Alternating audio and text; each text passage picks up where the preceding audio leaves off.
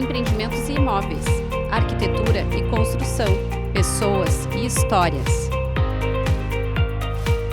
Skyline, o podcast do mercado imobiliário. Olá pessoal, sejam muito bem-vindos ao Skyline, o podcast do mercado imobiliário, daqueles que ajudam a pensar, construir e desenvolver as nossas cidades.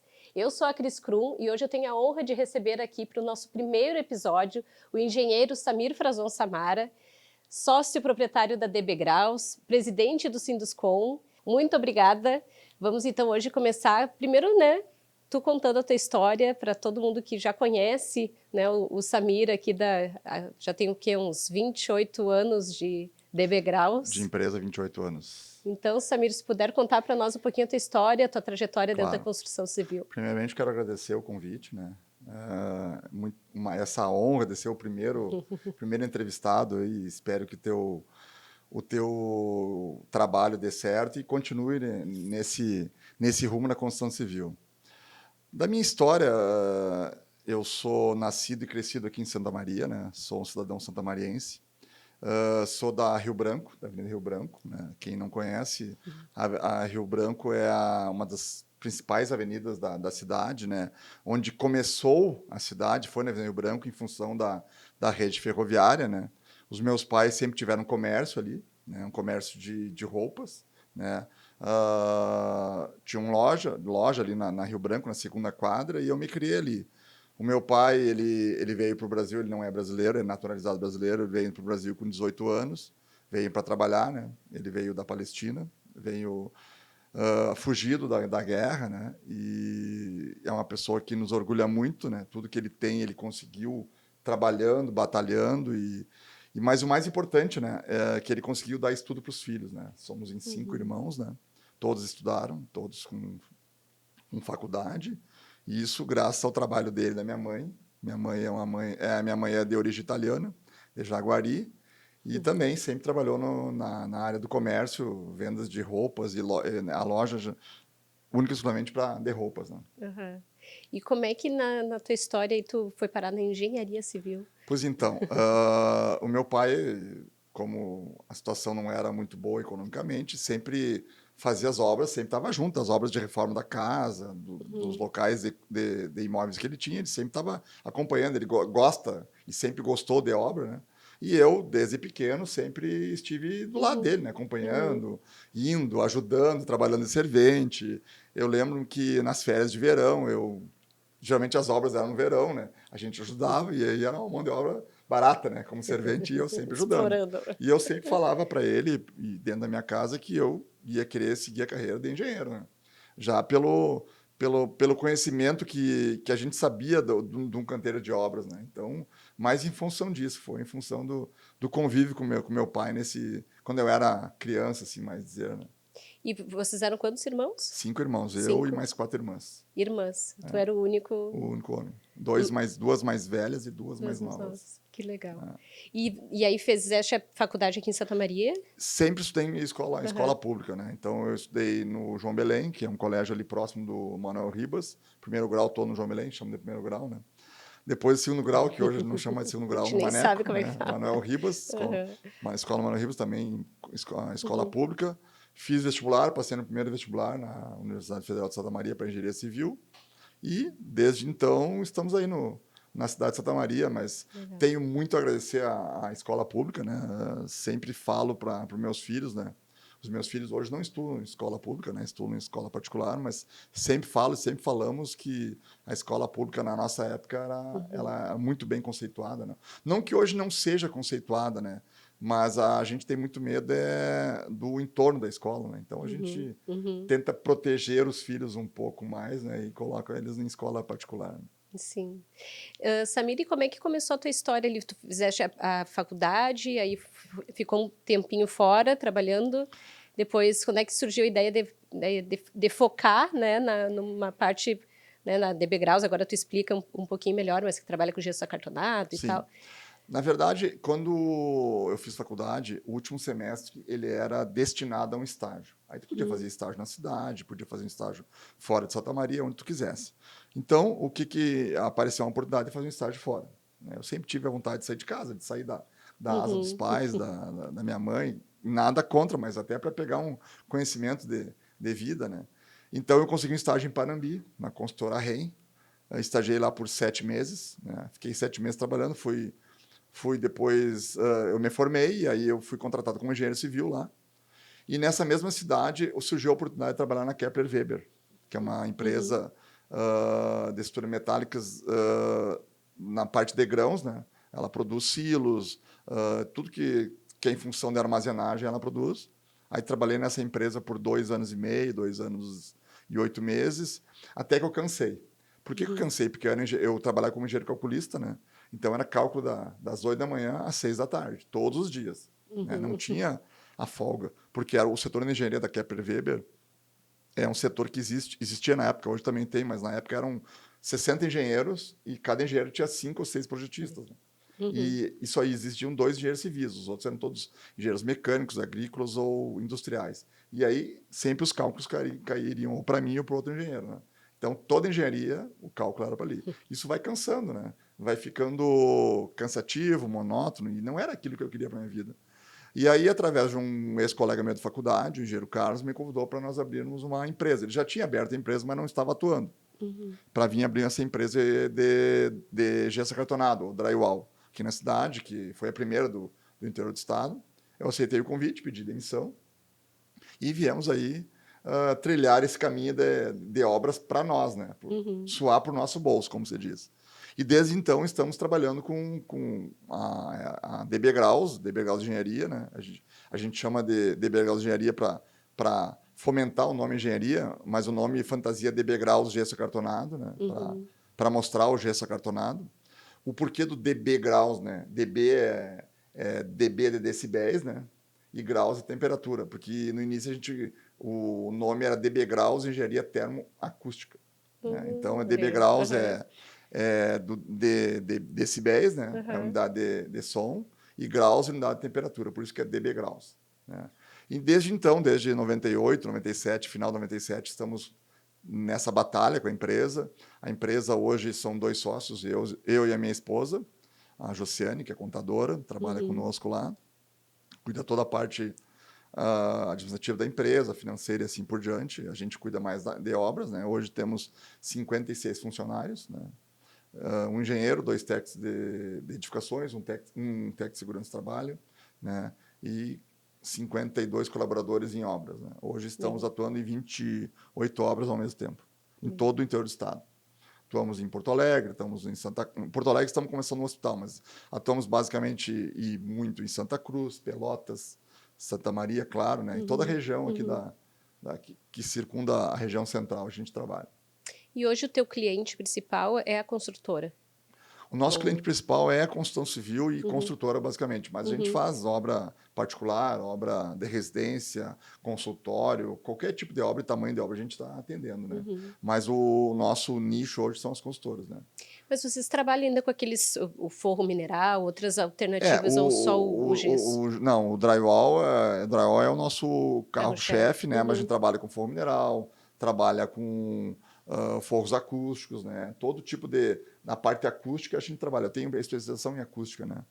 Então, eu tenho especialização em acústica e justamente na parte de ruído e impacto, né? Entre lajes. O meu foco foi nisso, né? Que legal. Então, a gente atua mais nessa área. E hoje o gesso acartonado está super difundido, né? Uma época o pessoal chegava, não, mas a parede de gesso acartonado tinha muita resistência, né, no mercado. Hoje aqui na cidade a gente está fazendo ao mesmo tempo 5 prédios, todos com paredes em drywall, todos. Só faz as 4 paredes externas e divide ele internamente em drywall, né? E quando a gente começou, a gente dava as paredes. Cristo, quer uma parede? Eu tenho que fazer um forro. Tu não quer fazer uma parede aqui para ver como é que é? A gente dava as paredes, porque em 98 lá ninguém conhecia, ninguém queria parede de drywall, né? Então a gente dava uma parede de mostruário para o pessoal conhecer, né? E a gente fazia muito forro, né? E continua fazendo. Mas hoje está 40-60, né? Parede de forro, né? Então, hoje, muita parede de gesso. E aquele mito, né, de que não tem acústica, que não tem o que... eu acho isso que isso é mito, porque uma parede normal, com uma placa de cada lado, com uma lã de vidro ou lã de rocha internamente, ela te dá o mesmo isolamento de uma parede de tijolo 6 furos de cutela rebocado dos 2 lados. Só que assim, ó, uma parede de gesso pesa 25 quilos por metro quadrado. Uhum. Uma de alvenaria pesa no mínimo 120 quilos. Então, tu não O precisa, não impacto precisa... que tu tem num projeto estrutural, exatamente, tu custo alivia da muito a obra. carga, muita carga. Né? Uhum. Sem Então, falar a praticidade, né? Quem está ali, comprou um apartamento, quer trocar a parede de lugar, troca, a né? flexibilidade A de layout é muito grande, flexibilidade. né? Que legal. Então, isso é legal da gente acompanhar. Hoje em dia, né, dentro da arquitetura, está sendo utilizado amplamente, assim, e bem isso que tu me falaste, né? Em diversas obras o cliente já nem é mais resistente a isso. Tu fala que a parede de drywall é Se tu for algo... para a Europa ou Estados Unidos, é só... Não existe parede de alvenaria. Existe parede de drywall. Eles nem conhecem parede de alvenaria internamente, né? Parede de vedação de alvenaria não existe. É só em drywall e direto, né? Não tem. Sim, sim. Nem fazem. E hoje, e como é que a gente consegue enxergar o Samir fazendo tudo isso e ainda frente ao Sinduscon, né, que é o Sindicato da Construção Civil aqui em Santa Maria, que tem uma atuação super forte e há quem diga aí que tu é o melhor presidente dos últimos tempos, né, porque a gente viu aí muita coisa acontecer nas últimas gestões, né, e a gente vê o impacto que isso está tendo na própria questão junto à prefeitura, né, junto aos demais órgãos, enfim. Se tu quiser contar um pouquinho como é que tu chegou aí no Sinduscon, né, dentro dessa história junto com a DB Graus. A DB Graus é associada ao Sinduscon desde 98, né? Desde que fomentaram a associação aqui na cidade, a DB Graus é sócia, né? É uma das primeiras sócias, né? Deve estar entre as primeiras sócias, né? Então, desde 98 a gente atua, indo nas reuniões, acompanhando todos os presidentes que por ali passaram. Em 2017, 16, eu fui convidado para participar da diretoria do engenheiro Rogério Zanini, um engenheiro que teve também 2 mandatos no Sinuscom, competente, e foi um trabalho muito bem feito, e a gente ali começou a acompanhar dentro da diretoria. Aí ele saindo, né, porque o mandato do Sinuscom é 2 mais 2, né, 2 anos podendo ficar mais 2, ele ficou os 2 e mais 2, e a gente colocou o nosso nome, né, na diretoria. E desde então, 2020, 2019, a gente já está como presidente, né? Mudando alguns cargos da diretoria, renovando, alterando e assim por diante. Hoje a nossa diretoria é composta basicamente por pessoas mais novas que eu, né? Com exceção do Ari Sechela, que deve conhecer, da Geocentro, mas todos os outros diretores são pessoas que estão no mercado há pelo menos 10, 15 anos, né? O Sinuscom como tu disse, é o Sindicato da Indústria e Construção Civil, né? Ele atua basicamente em ajudar e tentar direcionar as suas empresas para as suas relevâncias na construção civil, né? Porque hoje a construção civil é a indústria que mais emprega na cidade. Né?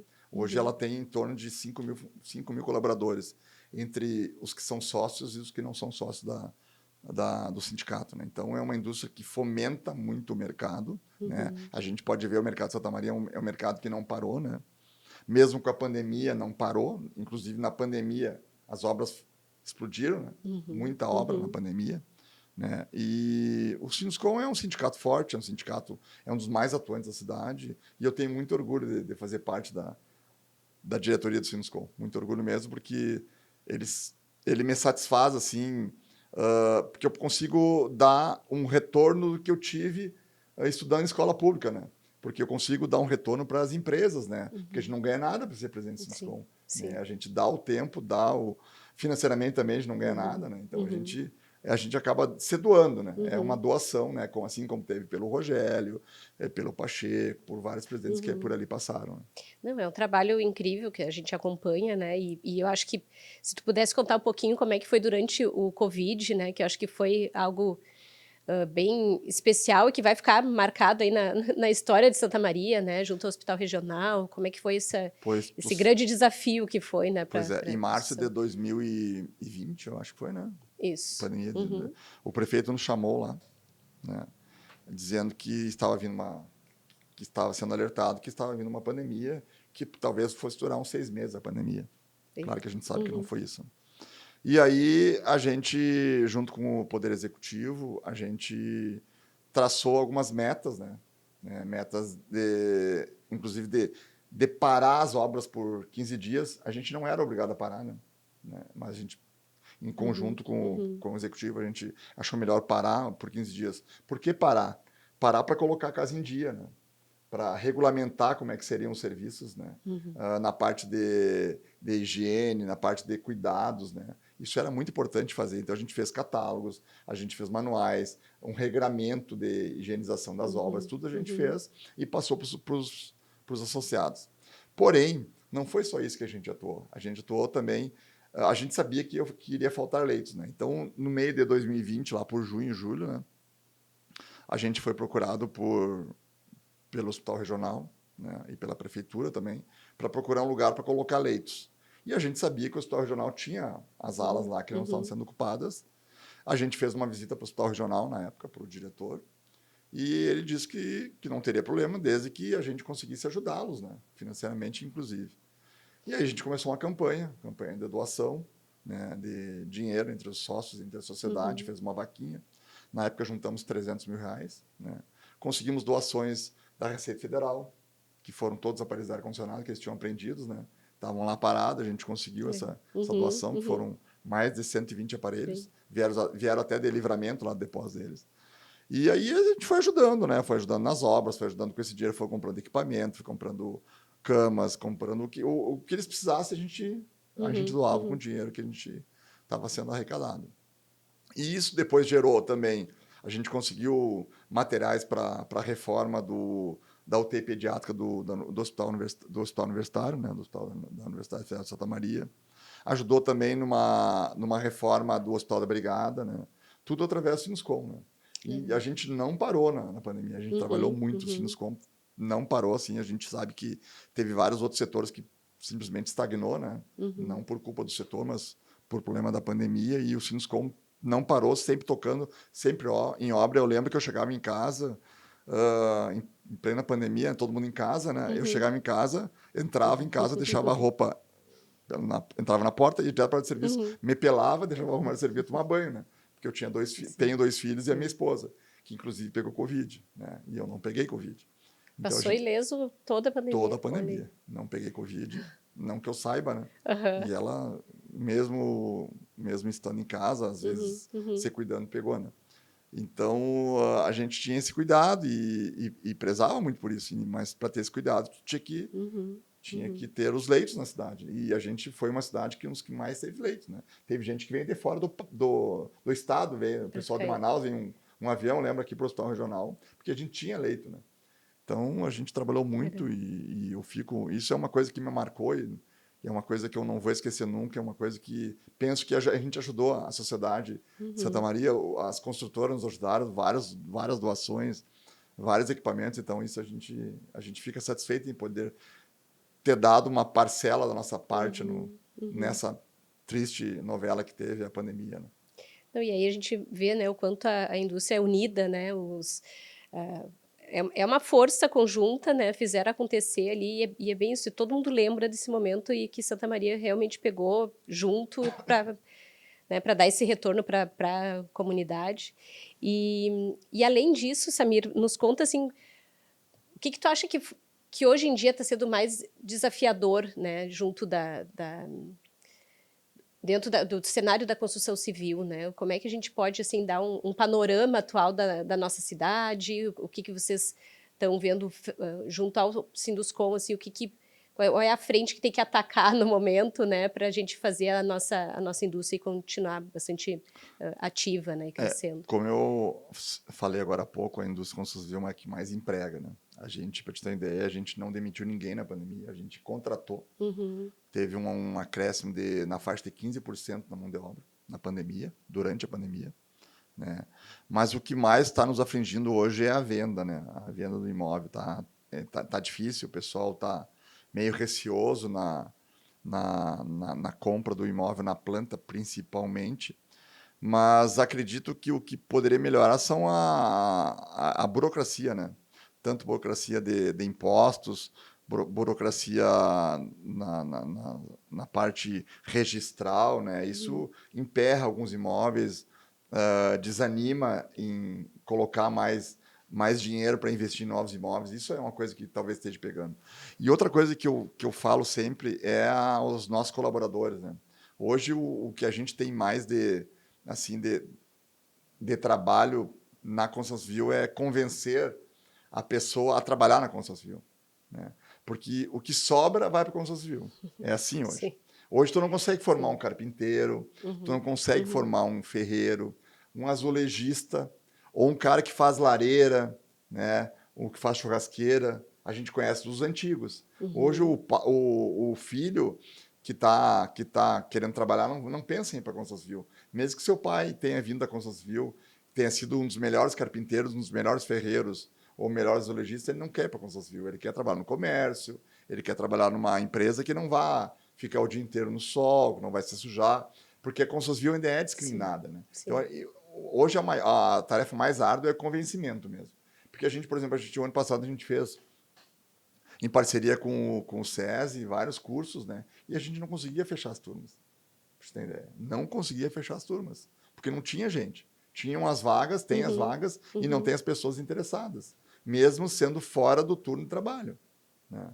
Então, isso é um dos maiores entraves hoje na construção civil, é a mão de obra, né? Então, quem tem não quer perder, e quando perde, é difícil dessa reposição, né? E hoje existe algum tipo de projeto do Sinduscon nas comunidades para captar? Não, sei. o que existe hoje são cursos, né? Cursos que a gente tem parcerias com o Senai, cursos de aperfeiçoamento da mão de obra, né? Tem curso de drywall, tem curso de pedreiro, de pintor. Então, o que a gente faz? A gente tenta convencer as pessoas que já estão trabalhando com isso, né? Os irmãos, tio, pai, que estão no meio, vai ter o curso. Não quer fazer o curso para tentar entrar na construção civil. A gente teve uma boa aceitação com a área militar, né? Porque a gente pegou as pessoas que estão no último ano da carreira militar, né? Aqueles temporários. Então, a gente encheu lá, o ano passado, 3 ou 4 turmas, com esse pessoal que está por sair, né? Sim, e olha, a mão de obra qualificada. Não qualificada no dever de ser um carpinteiro, ser um ferreiro ou ser um pintor, mas dedicada, com horário, com compromisso. Já foram bem treinados. Então, foram bem treinados, né, na área militar. Então, a gente teve uma boa aceitação nessa área. E isso, para quem está escutando, e daqui a pouco é proprietário de uma incorporadora, construtora, quer saber disso, todas as informações de cursos e tal, vai no site do Sinduscon? Como é que é essa comunicação? Assim? Vai no site Sinduscon, vai nas redes sociais Sinduscon, né? Toda vez que tem um curso, a gente divulga nas redes sociais, no nosso WhatsApp dos associados, sempre divulgado. E hoje nem todos os construtores e incorporadoras estão associados. A associação ao Sinduscon é algo espontâneo. Não, a gente não tem uma adesão maciça, né? Das consultoras, porque hoje tem muita consultora incorporadora que não é só a Sinduscon e não é obrigada a ser, né? E hoje a gente tem 75 associados, entre empresas e prestadores de serviços no Sinduscon, né? O que é um número bem pequeno, né? Porque hoje a gente sabe que existe mais de 140, 150 empresas que atuam nessa área na cidade e região, né? E a gente sabe que por vários motivos não são sócios, né? Então a gente também não pode obrigá-los, né? Sim. E como é que são as dinâmicas, né? A gente sabe que tem as reuniões, como é que acontece Existem reuniões a cada 15 dias, né? Reunião almoço, a gente faz do meio-dia às 2, com vários temas. Depende muito da ocasião, né? Agora surgiu um tema da liberação de projetos perante o executivo, perante a prefeitura. A gente chama alguém da prefeitura, conversa, faz reuniões, leva para o associado, ouve as demandas dos associados, e assim por diante, né? Agora, na nossa primeira reunião almoço, que vai ser dia 13, vai estar presente lá o prefeito e o vice-prefeito, né? O prefeito Jorge Poçobon, o vice-prefeito Rodrigo Décimo, e uma boa parte do seu secretariado, para ouvir as demandas do nosso setor agora. A gente sempre, na primeira reunião, chama eles, né? Já coloca uma pressãozinha. Já coloca uma pressão, né? Mas sempre de boa, eles são, assim, não querendo fazer marketing, eu não estou aqui para isso, mas essa gestão foi a gestão que nós mais portas abertas tivemos, né? Talvez porque o Rodrigo é do setor, né? Já foi um presidente do Sinduscon, né? Eu comentei contigo, a gente quer trazer ele aqui, tem que trazer logo para ele conversar, né? Porque, inclusive, eu lembro aquela nossa reunião que a gente teve uma vez lá com o prefeito, e foi inclusive isso, né? escutar as construtoras, quem está no front ali, para trazer algo que vai beneficiar para a cidade, né? É o cliente final. Então, acho que eles são realmente abertos para isso, para O a maior evolução, né? Para o interessado é a crescimento. prefeitura, né? Porque quanto mais imóvel legalizado tem, mais dinheiro entra no caixa da prefeitura, né? Mais habits vai ter, mais IPTU vai ter, né? Então, o maior interessado é esse. Mas eu vou te dizer que assim melhorou bastante. Melhorou desde que eu estou na presidência do Niscom. Lá no início era muito ruim e foi melhorando, melhorando com a nossa ajuda, com a nossa intervenção, com reuniões sendo feitas conosco, né? Com a experiência de vários engenheiros, arquitetos e incorporadores junto, né? Então, tu já participou de várias reuniões, sabe como é que é. Então, a gente não... Tá no caminho certo. Espero que não mude. Não, e a ideia é Caminho. essa, né? Tá todo mundo caminhando na mesma direção, né? Ninguém tá ali para barrar, né? A ideia é... O que a gente pensa sempre é a cidade crescer, né? Sim. A gente tem que ter renda na cidade para a pessoa não sair daqui, né? Então, é isso que a gente pensa. Samir, e hoje, né, o que tu recomenda? A gente tá falando muito do mercado, dos construtores, dos profissionais, mas o cliente final ali, né? Para ele tá a fim de investir, o que ele tem que cuidar, né?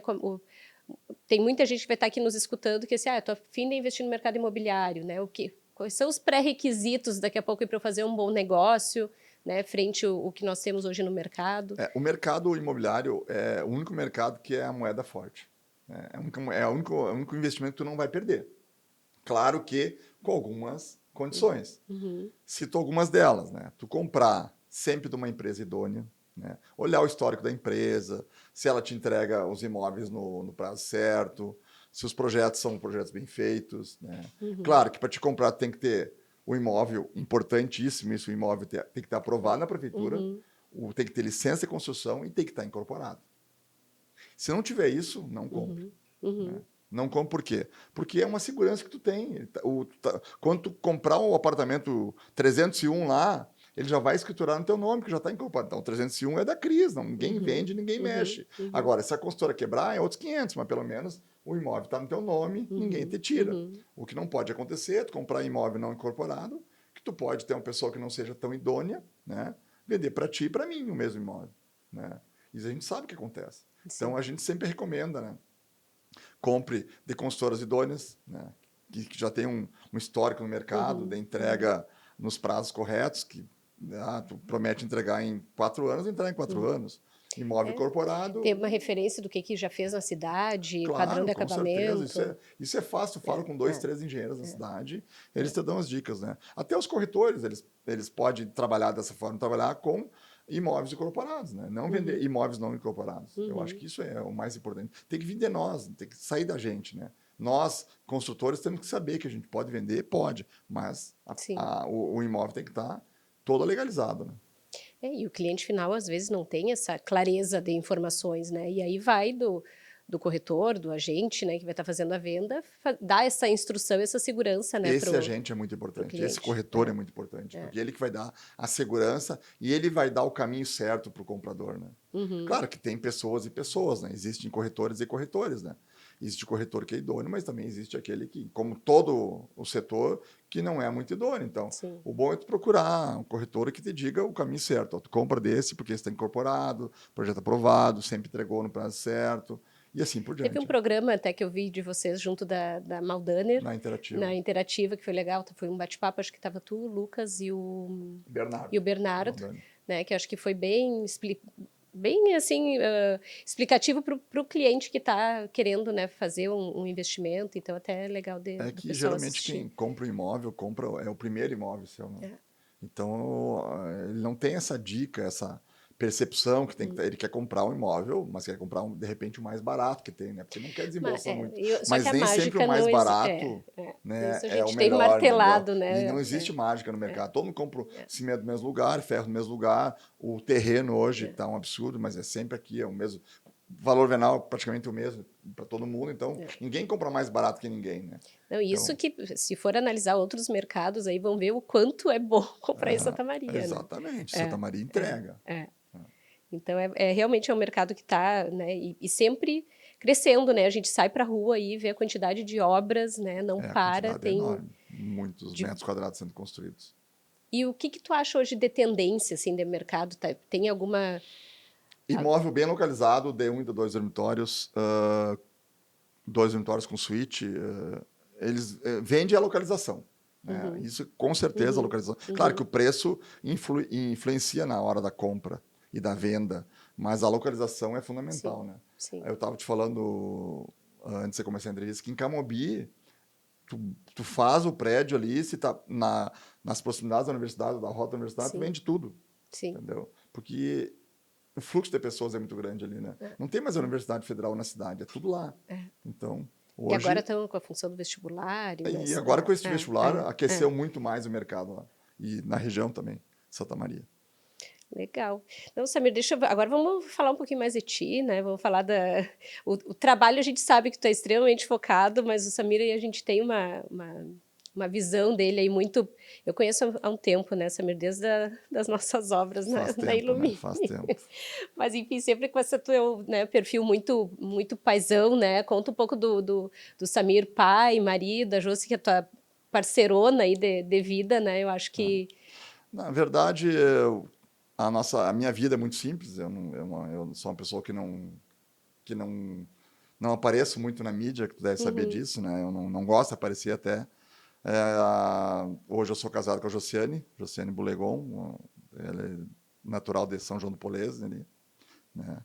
Também batalhou desde veio para Santa Maria, se formou em ciências contábeis, trabalhou sempre sozinha, sempre tudo que ela tem, que nós temos é nosso trabalho, e não tivemos uma ajuda assim familiar, né?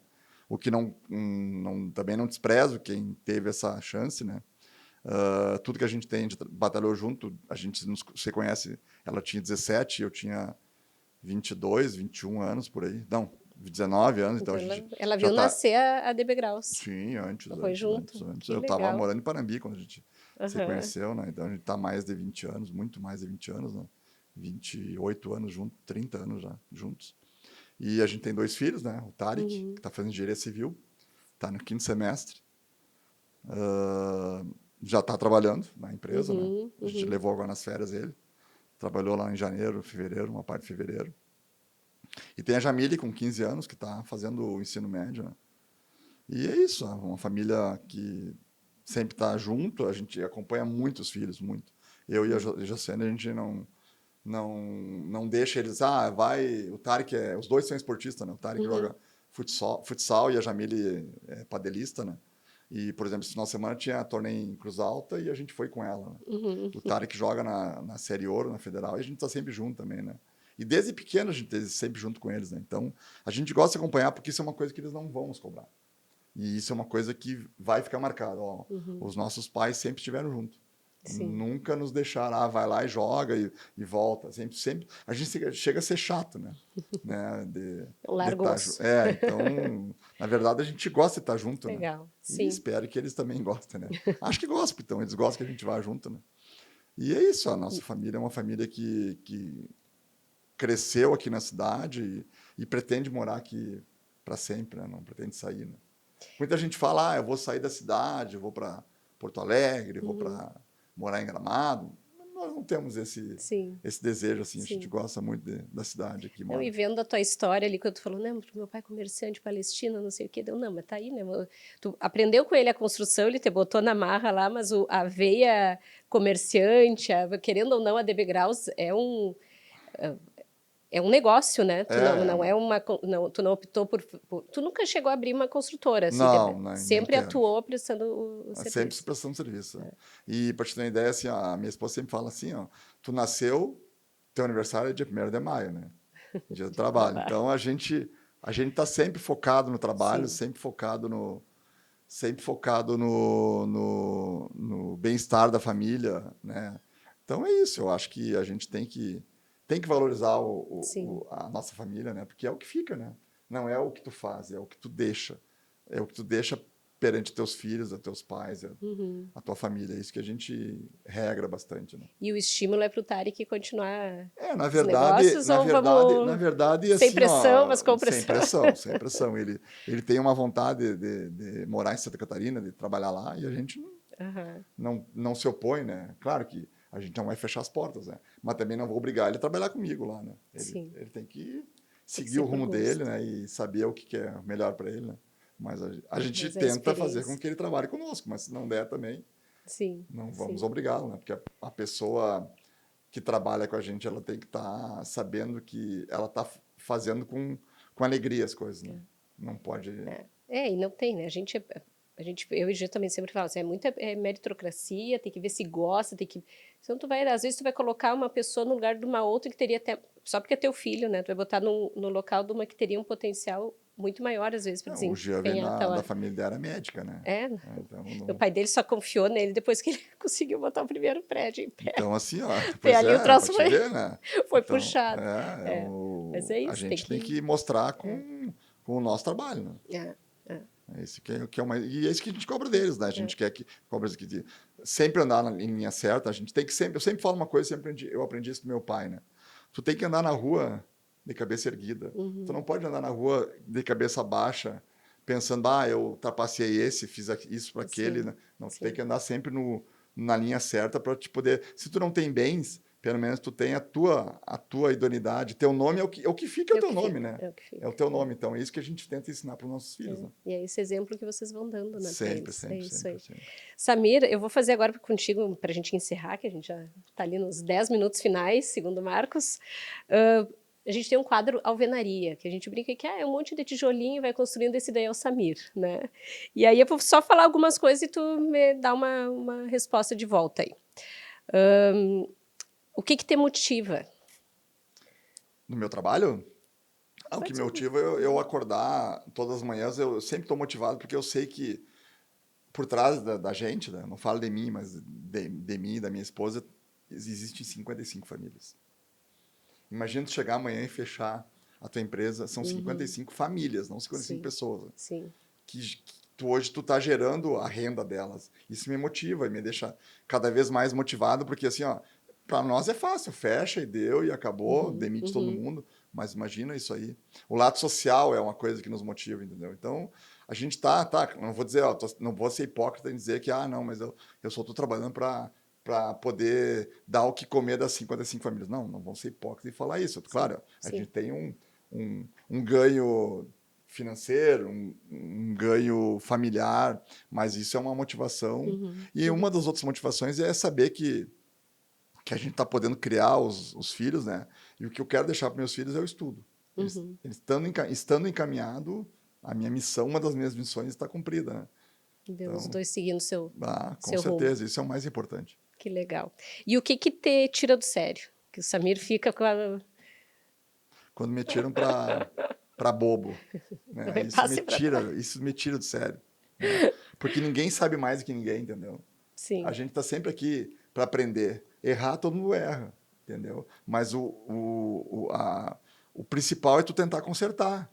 Então, tu me tirar para bobo, para pessoa que, não, fez e não vai resolver. Não, isso não. Sim. Então, eu sou sempre... Quem me conhece sabe que é difícil eu não estar sempre sério numa ocasião. Eu sempre levo na ponta da faca tudo, né? Então, tem que ser sério. Para mim, tem que ser sério. A pessoa que não é séria comigo tá fora do nosso rumo.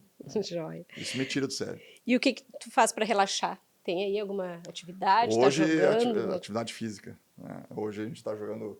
Com a pandemia, como parou as reuniões de futebol, né? Por obrigação da pandemia, achamos um outro esporte, eu e minha esposa, que foi o pádel, né? Então a gente joga pádel hoje. Que legal.